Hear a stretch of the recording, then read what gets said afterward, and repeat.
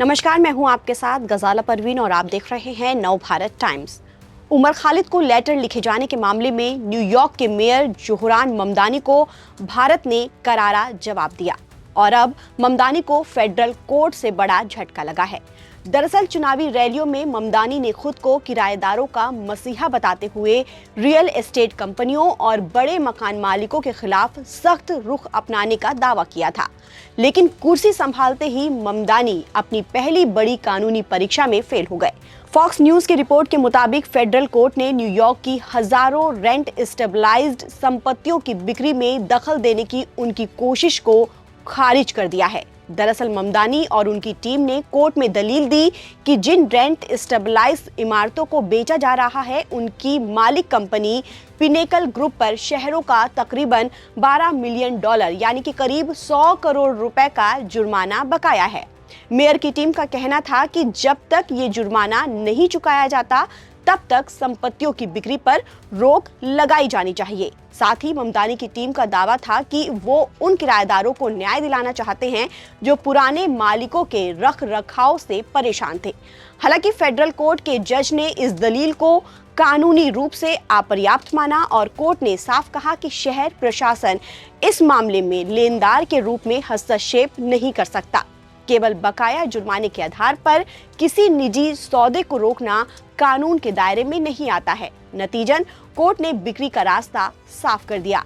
आपको बता दें कि पिनेकल ग्रुप के पास मैनहट्टन, ब्रुकलिन, क्वींस और ब्रोंक्स में लगभग 5000 रेंट स्टेबलाइज्ड अपार्टमेंट हैं। कंपनी ने भारी कर्ज और वित्तीय संकट के चलते पिछले साल दिवालियापन के लिए आवेदन किया था।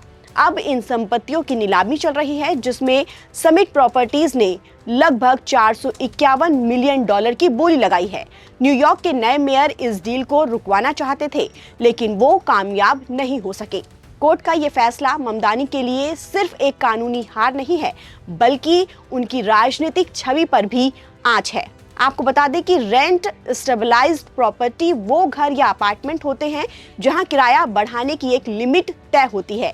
ये फैसिलिटी खासकर न्यूयॉर्क शहर में पॉपुलर है, जहां सरकार ये तय करती है कि मकान मालिक अपनी मर्जी से बेतहाशा किराया ना बढ़ा सके। इसके लिए रेंट गाइडेंस बोर्ड हर साल 2 या 3% इसे तय करती है, जिसके आधार पर मकान मालिक उतना ही किराया बढ़ा सकता है। इन प्रॉपर्टीज में रहने वाले किराएदारों को ये कानूनी अधिकार होता है कि वो अपनी लीज को रिन्यू कर सके। मकान मालिक बिना किसी ठोस कानूनी वजह से किराएदारों को घर खाली करने के लिए मजबूर भी नहीं कर सकता है। भारत में इस कानून को रेंट कंट्रोल एक्ट के नाम से जाना जाता है।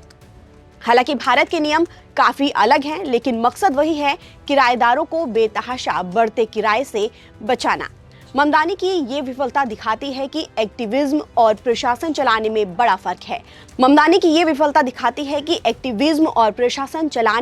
बड़ा फर्क है। अमेरिकी कानून निजी संपत्तियों के अधिकारों की रक्षा मजबूती से करता है।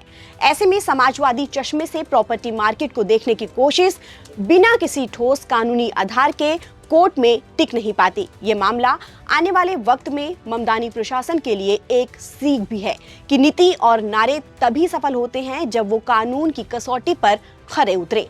ताज़ा अपडेट के लिए आप बने रहिए नव भारत टाइम्स के साथ।